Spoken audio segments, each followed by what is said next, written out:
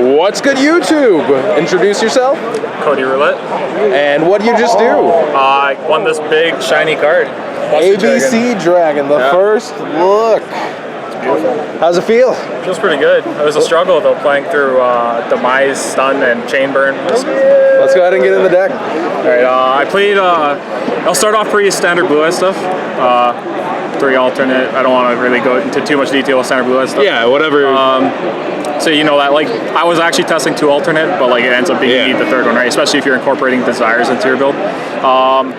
2 Spirit of White. Again, it just ends up being like the best summon off of Ancients. Like everyone already knows that, right? So this is kind of where my deck deviates a little bit.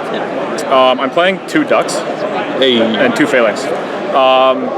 So people are probably pretty familiar with the Dragunity engine, but the way it incorporates with Blue Eyes is a lot of times standard Blue Eyes, they can make dark matter, and it's not that effective. Like, it doesn't actually put too much pressure out. But in this deck, if you're ever able to make a dark matter without your normal summon, being able to follow it up with a Crystal Wing for 1 normal summon is pretty good. And the obvious omission at this point is I'm not playing Sage. I feel like Sage is kind of underwhelming, and it's kind of a subpar normal summon, so yeah, it's kind of an unpopular opinion. I don't like Sage because I would rather normal summon something that will win me the game as opposed to, like, hopefully search me a Veiler maybe. And then to substitute from the Sage, because I'm obviously running less level 1 tuners, I'm playing double Glow Bulb, which is a little bit weird too.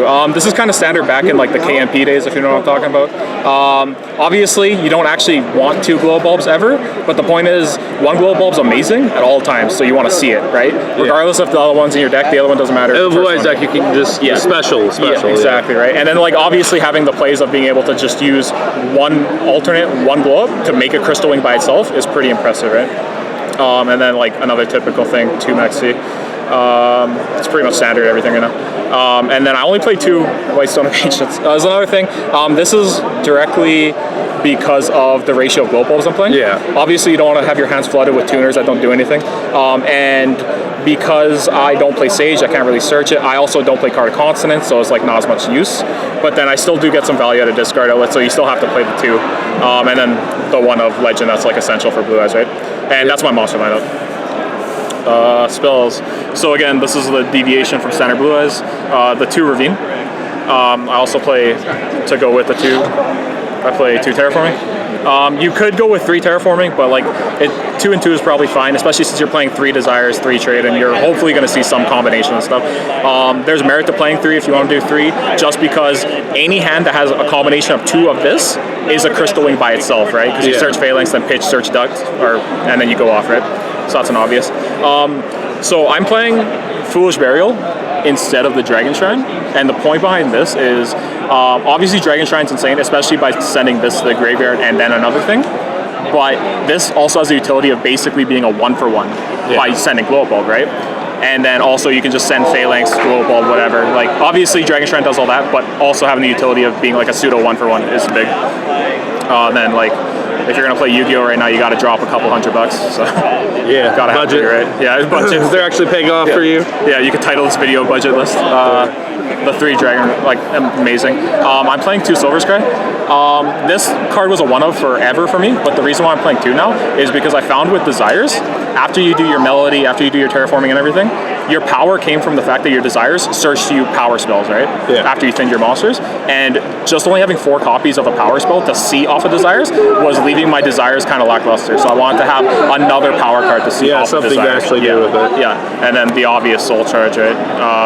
You can't play Blue Eyes. The true power card. Yeah, the true power card. Yeah, that's the better Soul Scry. 3 Melody. And then the 3 Trade, and that's my spell lineup. The obvious omission there is no Twin Twister. I just found that anytime people want to incorporate Twin Twister and stuff like that to deal with vanities and other back row, they were losing themselves matchups that they shouldn't because they were having clogged hands. So that might be another unpopular opinion. But I also always chose first. That's a big critical point for my deck. A lot of Blue Eyes players choose second. I choose first, so I'm playing like a small trap lineup to incorporate it. And obviously, the fact that my normal summon becomes a boss monster instead of it just being Sage, like Crystal Wing plus Wing Blast actually auto wins you a lot of matchups. Like Blue Eyes mirrors can't play into that. So. And that's the deck list total is 42 off that. Let's get in that side and extra. Cool. I'll do extra first, real quick. So there's Alce, Felgrand, Hope Harbinger, and then Dragunity. These are like some of like the niche one of like utility cards you play. I actually never actually use this in anything ever. I still don't ever use it for anything. It just never comes up. This again, it's like stop spells, right? This thing is actually super clutch against back row decks. Like I was finding that this card just always beat like anything demise related, because you summon all your stuff and then you just make this, and then they just can't deal with you swing because they can't deal with like demise decks need to win off demise. If they don't have that, this card trading for 2 back row is amazing. And then Alcé again. Alcé is like one of the only utility exceeds that could deal with back row. So. And then the Galaxy Eyes package. Last night before we came to YCS, this was the second cipher. I still think second cipher is probably correct. So I would probably do 2 ciphers if I played this again. And then the deviation. I also don't play some other things that you're used to seeing. Yeah, it's not really relevant. I feel like that's all you really need. And then the Dragunity core is 2 and 2. You play the 2 Dux, 2 Phalanx, 2 and 2, 2, 2, 2, everything, right? Quite often, if you set up your plays, you're making your push, you can do a Crystal Wing. Even if you don't always have it, just having the ability to go Crystal Wing to set up, your opponent finally does everything they can to deal with it. Just the fact that your Ravine that's been sitting idle can now also be just another follow-up Crystal Wing. Just wins you too many games, right? Also, there's a lot of times where you have the Crystal Wing push plus Soul Charge, and you'll make the play, and then you'll revive this and another Phalanx, make a second Crystal Wing turn 1. So like I played a lot of games today. That was my starting board was something like Spirit, Crystal Wing, Titanic Harbinger, something like that. Moonlight, obviously. The 1 Azure and then 2 Spirit. Yeah, there's not much to say about that. I don't think you need more than this. And then side deck. Drop the dubstep. Yeah. This thing is the MVP for me today. Obviously, I'm playing on a smaller side event because it's a giant card, right? You're not going to be playing about consistently meta, but I did play the last round and second last round were demise decks, so you can imagine how clutch this was. Yeah, like I have a hard time not playing this if I'm playing Blue Eyes, because again, this is a much better normal summon than Sage in my opinion. 3 Ghost Ogre.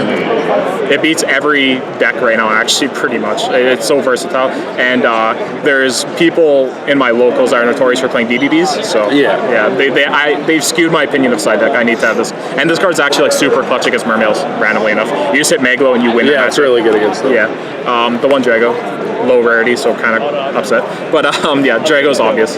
Again, this deck chooses to go first quite often, and yeah, it's just more follow-up power normal summons, right? Yeah, like Yu-Gi-Oh! Stopped being about how good your combo is and about how bad you can make your opponent's combo. So, swords.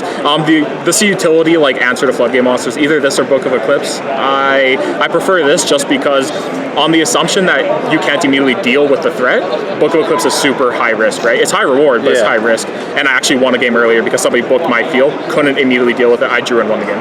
Whereas this, I can just swords and then hope that they don't have an out to swords and then proceed to see more cards to see more outs, right? I don't main Twin Twister, so you obviously have to side 3. Again, like I said, I play a lot of demise and stuff. This was clutch. You can't not play 3 right now, I think. And then the floodgates that I played. Again, I chose to go first, majority.